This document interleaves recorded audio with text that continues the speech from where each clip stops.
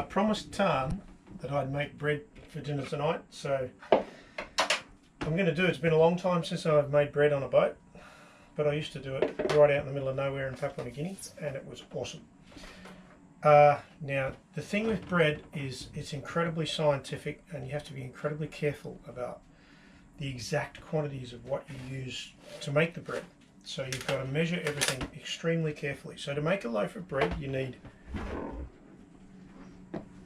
exactly that much flour, and you have to be very careful that you use just the right amount of sugar for the yeast, because the yeast needs sugar to rise. Same like beer needs sugar as well, but you've got to be exactly the right amount. So exactly that much sugar,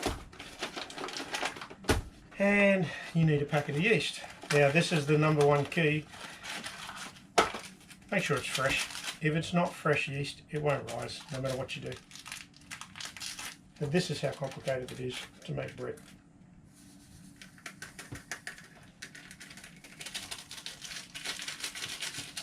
There we go. Now you also need some salt, which I think we've got. Here we go. Again, extremely important you get the right mix, so you need exactly that much salt. And make sure you've got a good mixing spoon. Mix it all together.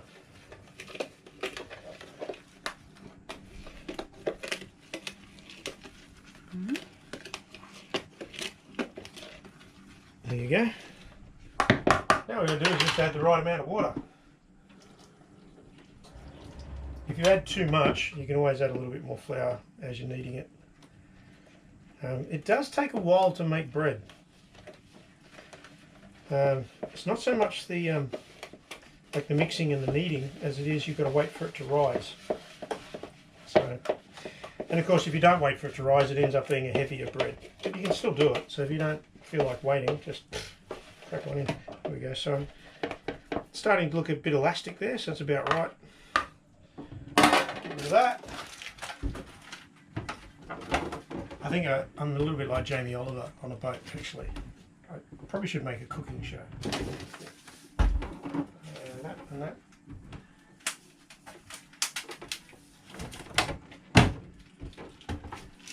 This is where it gets a little bit messy, but you got to clean up after yourself. This helps you get the right amount of, or helps me get the right amount of flour to water ratio, so it ends up, the right kind of dough. I can just keep kneading in more and more flour if I need it to be drier, or I can add a little bit of water if I need it to be a little bit more runny. But it's actually, seems I haven't done this for probably 10 years or more. Not too bad. So come and have a look here. How to knead the bread. Bring the camera in. Look here. So you fold it in half and then push down. Turn it 90 degrees. Fold it in half and push down again, like this. And that helps make the bread structure inside the dough. Like that. Soft, man.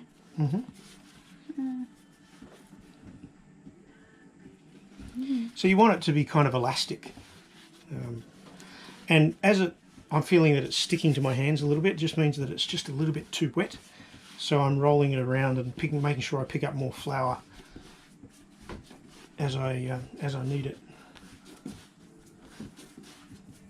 So the longer you knead the bread, the lighter and fluffier it will be. Because you want those, I don't know what they call them, there's a cooking term for it, but you want all the fibres to stretch inside the dough.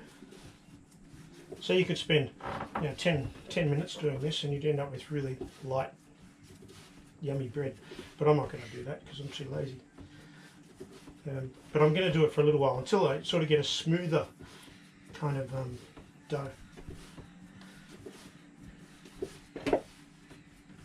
And there's nothing better than fresh bread baking on a boat in the middle of nowhere. So, somewhere where you just absolutely can't get fresh bread, the smell of that fresh bread is amazing on board the boat. It's a real spirit lifter, And you know, when I've been sailing remote parts of Papua New Guinea, I'd make 2 loaves of bread a day, and I would eat them, no problem.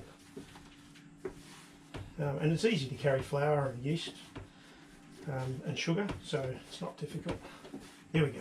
Starting to get more of a nicer texture going on there. How long time? Well, you know, you can do it for at least 5 minutes. Same like this, 5 minutes. Yeah. Well, let's say at least 2 minutes. Better for like 10 or 15 minutes. But have a look here now. All this flour that I put down is nearly all gone. It's all been absorbed into the dough now. So I don't leave too big a mess. Plastic there. So it's looking pretty good. And you can see come have a look. See the dough now is kind of sort of shiny now. It's smoother. It looks better. This is because the more we knead it, the more we stretch out those fibres or whatever they call them inside. I don't know the term. For soft. Yeah, and they end up really, really... The more you do it, the better the bread gets. But, you know, I'm a bit lazy today. Let's pick up the rest of this flour.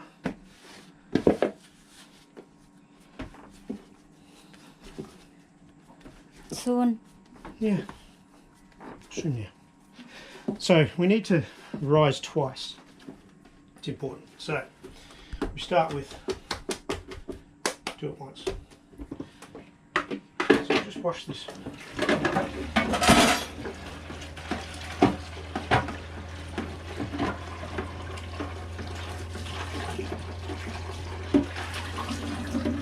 Turn off.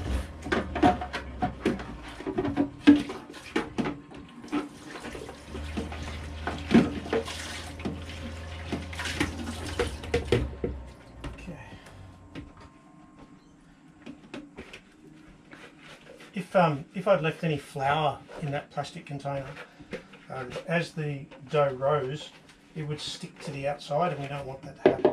We want to keep it all in one piece. So we grab that, a tiny bit of oil, and just oil up the inside. Again, this will just stop the dough from sticking to the inside of the tub. So I'm just putting a little bit of olive oil in there. Put the dough inside and just coat it with oil so it doesn't stick. And there we go. Now we have to wait. But to help it rise, what bread needs to rise, what the yeast needs to rise, is temperature and humidity. If it's too hot, it won't rise, or it'll start to rise and then it will die. And if it's too cold, it won't rise. If it's too dry, it tends not to rise. So, Tan, where's the plastic? Open here. Here? No.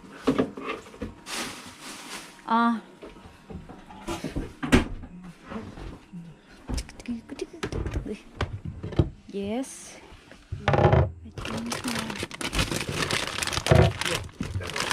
Perfect, thank you. So just open this up.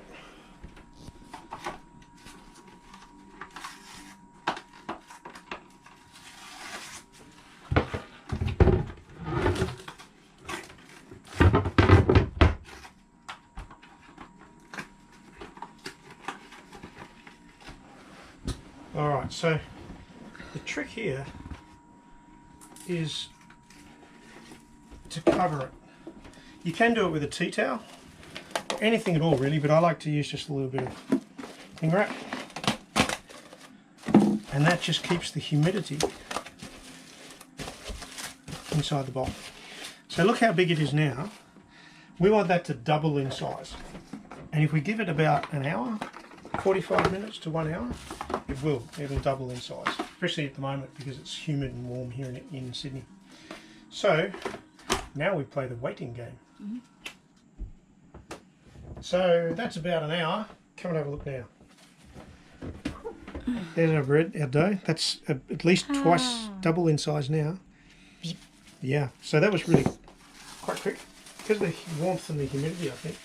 So all we do now is just put down a little bit more flour so we don't stick too much. Just smooth that out a little bit. There we go. We take this, drop it on. Do again. Just a little bit. One punch down, like that. Ah! And then go 1, 2, 3. Oh. Just a tiny bit, not too much. Okay, now we make it into a loaf.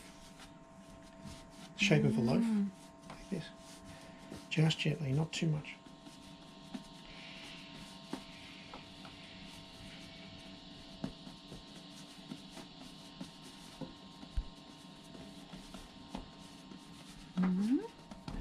And we will this.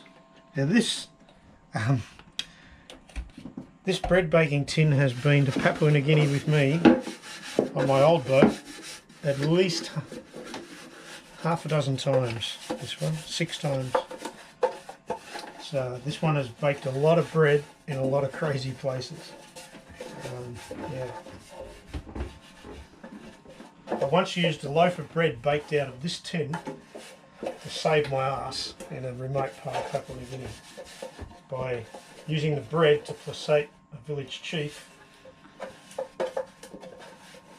and his crazed warriors. They wanted to steal my dinghy. Long story. But anyway, so it's got quite a history to it too. So all we do now is put that in there. Now that will double in size, so that will, it's probably a little bit small for that tin. I probably should have made it a little bit more, but we want this to rise again. I didn't do a very good job of that, did I? There we go.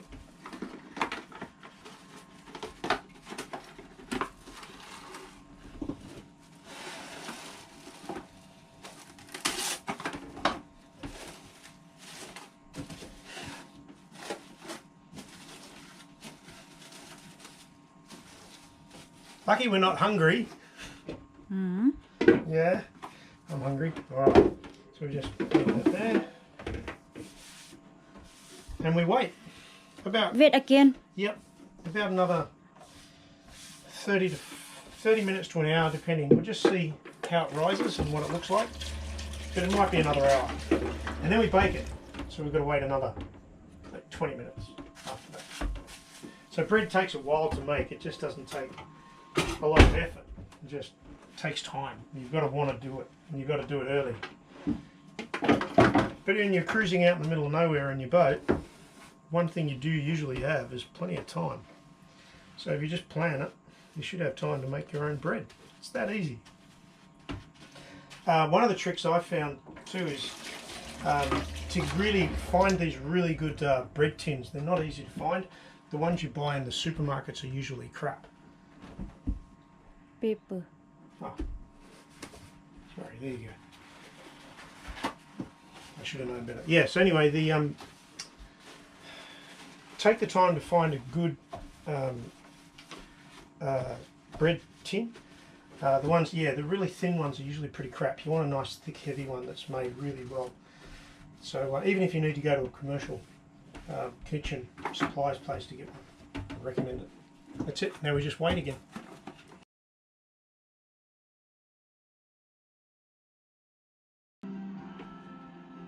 Come and have a look. Yeah. So that's doubled in size now, again. Now, I probably made this with not enough dough. It should probably be about another 50% bigger, so that when it rises it fills the container. But that'll do for now, for tonight, because really all we want is, you know, a bit of bread with some cheese and butter. So I'm going to stick this in the oven now and bake it on about 180 degrees and probably about 20-25 minutes. So, Ching! so looks like that. Wow! Huh? I don't know if it's cooked, so Careful. หอมแท้ I don't know, cooked or not. Hot, hot, hot. Yes, very hot. Careful. Just come out.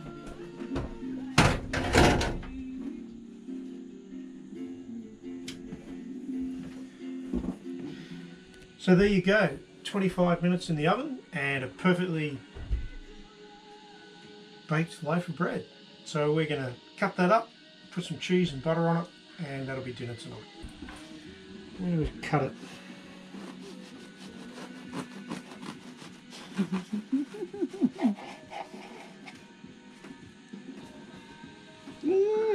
It's cooked. It's a bit crusty too, it's nice. That's cooked. Ha! It's cooked! High five.